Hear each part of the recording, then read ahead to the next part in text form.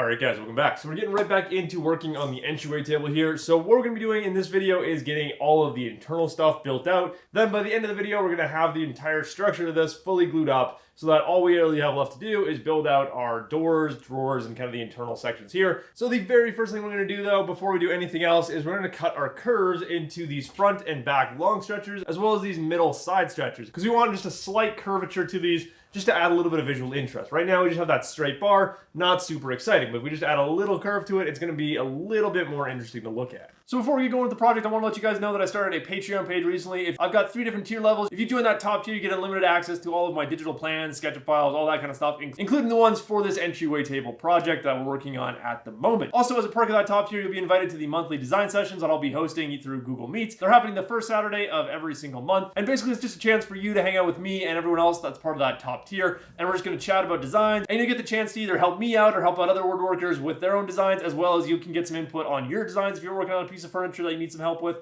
Basically, it's just a chance for all of us to work together to help improve our designs overall. So if you guys are interested, there will be a link in the description below, as well as a link in the card up above. So I'd really appreciate it if you guys would be willing to check that out.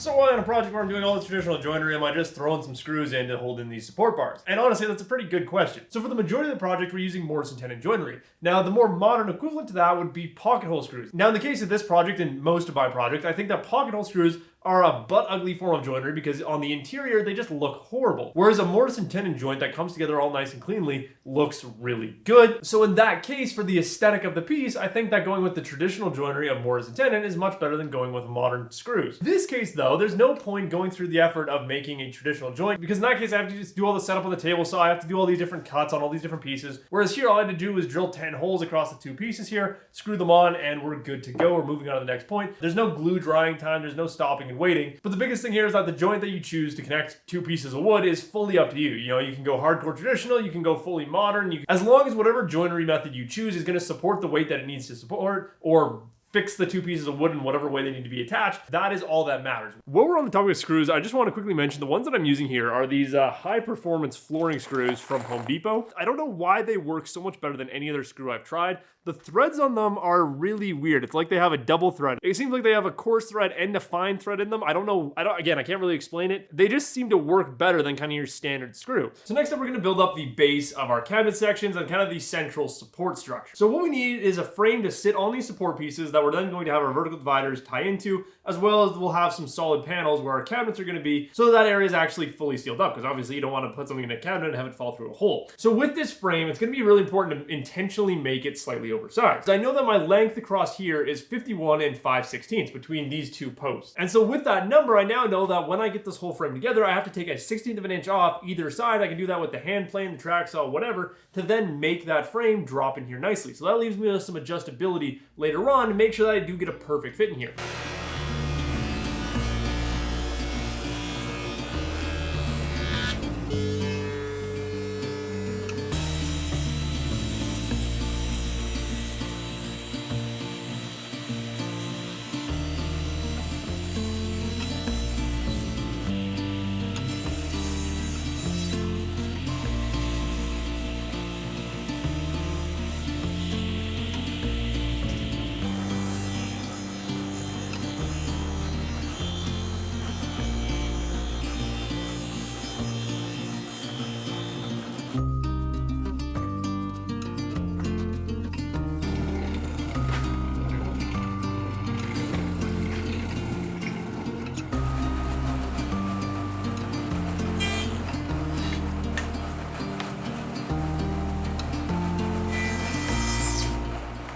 So we now have the frame all put together with all our mortises fitting up nicely, and then we have 12 of these pieces, 6 for each cabinet section.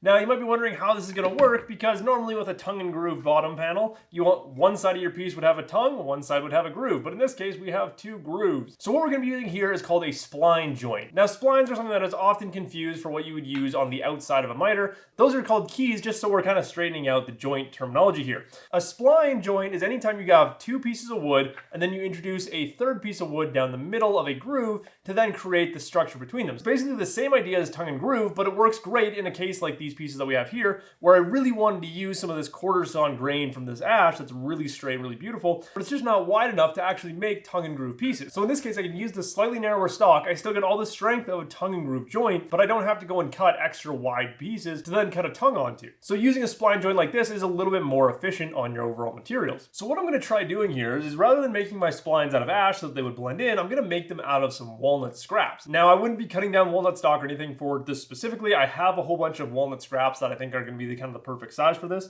So I'm just going to take some thin strips off them and mill down all of our pieces, because between each of our pieces, we are going to have about a 32nd of an inch gap. So what that'll do is you'll just be able to see that little strip of walnut down in the middle there. And I think that that's going to be a pretty interesting detail when it actually comes together. We're going to try it, and if it looks stupid, we'll try something else. We'll probably just make it some ash pieces to fit in there. But I think it's going to add just a little bit of extra, visual interest in that.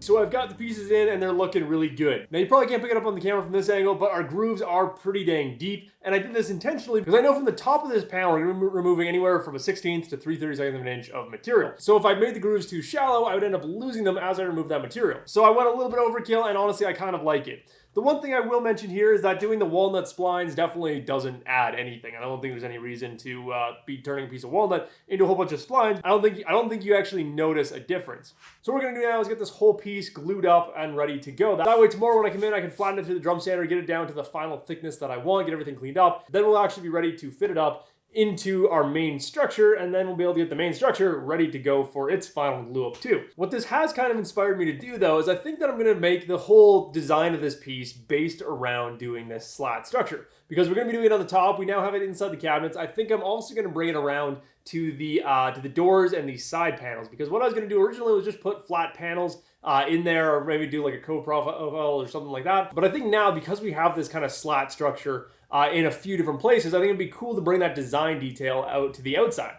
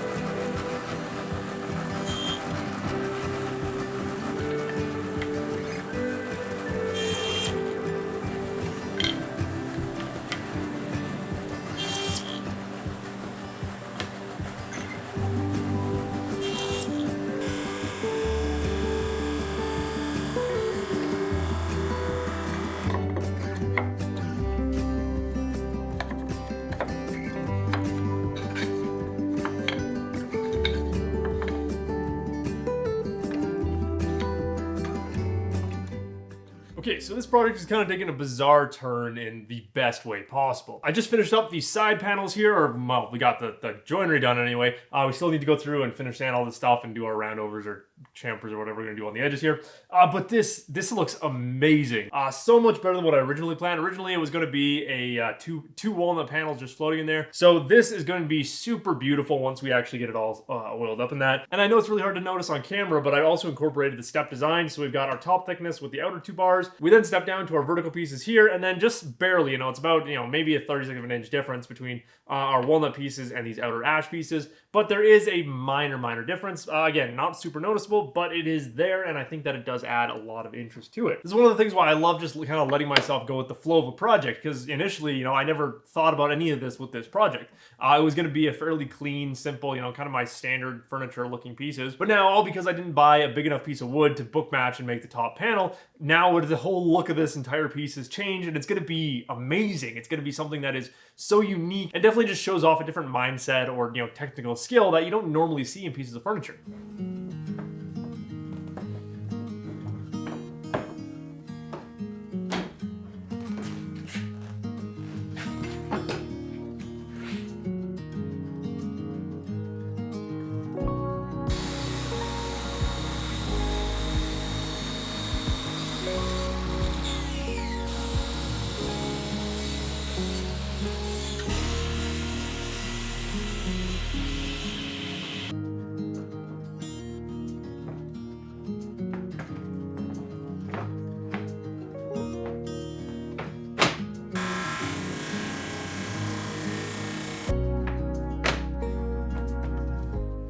Got our cabinet panel in. It's looking really good. I love how these two pieces combine because the slat size in the cabinet here as well as on the sides, they're the same width, which means that they actually match up. They go together really nicely. But you got the dark from the sides, we'll have the dark on the door. Then on the inside of the cabinet, you got that same color as everything else. In hindsight, I probably should have done walnut in here too, but that's a little bit on the expensive side for something you don't see very often. That would probably get covered up with stuff anyway, so probably better to stick with ash. But it would have looked pretty cool to have walnut in here as well. Now, the very last thing to do before we can actually move on to the final kind of clean up and glue up of this whole thing is we need to put in these 2 cross pieces here as well as a couple filler pieces right on the edge of the panel here.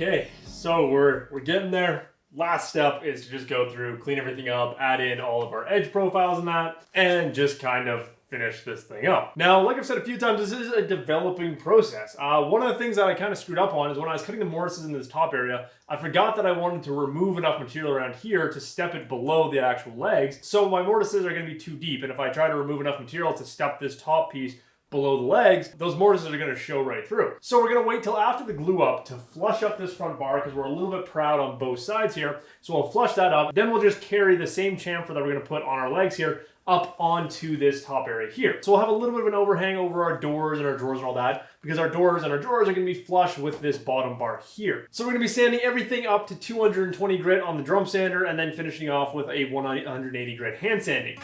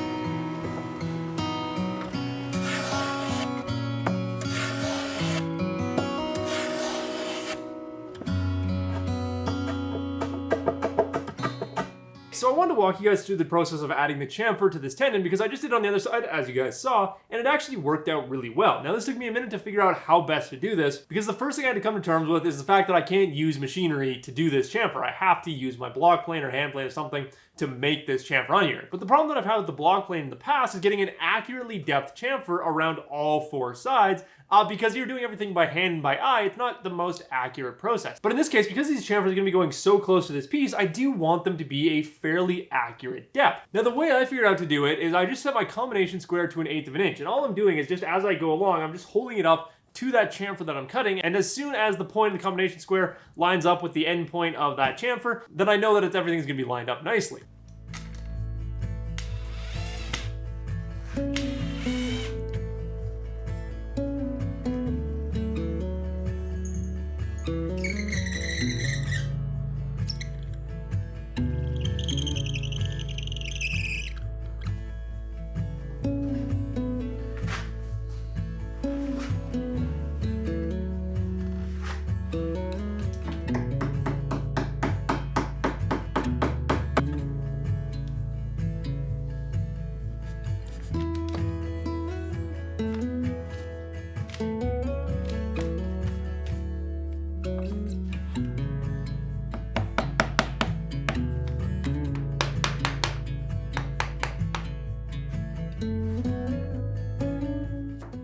Before we do our main glue up, one thing I want to mention about doing these spline, tongue and groove pieces, whatever, I think I'm going to start doing these much differently than I've currently been doing them. Because how I do them right now is I basically just make a whole bunch of pieces, they're sitting in this groove, you know, it's just kind of a normal tongue and groove panel. The problem is when you do your glue up, you then have to go back in and readjust and align all these grooves so they look fairly even throughout. Now they're going to expand and contract and change over the seasons, whatever, but in this first initial glue up, you want to make sure that things are as even as possible. And it is quite challenging when you're under the stress of all the glue moving around and doing all that to actually get all these pieces lined up. And I even still have some pieces that I still want to adjust slightly here. So what I'm going to do in the future, I'm going to do this on the door when we get around to it, is rather than doing just a whole bunch of slats that are just floating in a groove, I'm just going to do a full mortise and tenon on each and every single one of these pieces. So I'm still going to cut a groove because that's an easy way to, you know, kind of align things and it helps hold those splines in place. But if I just do a mortise on each individual piece, that's going to make life so much easier to just kind of do the glue up. So now I've got our side structures as well as the bottom panel all glued up into their kind of sub-assemblies. So now I'm going to let this stuff cure up for an hour and then I'll come and take the clamps off these. Well, then we'll be able to do the full glue up, which should now be a little bit less stressful because after that hour of curing time, the glue and all these will have cured up for the most part. So they won't be moving around on me as much, so it'll be easier to do the actual assembly.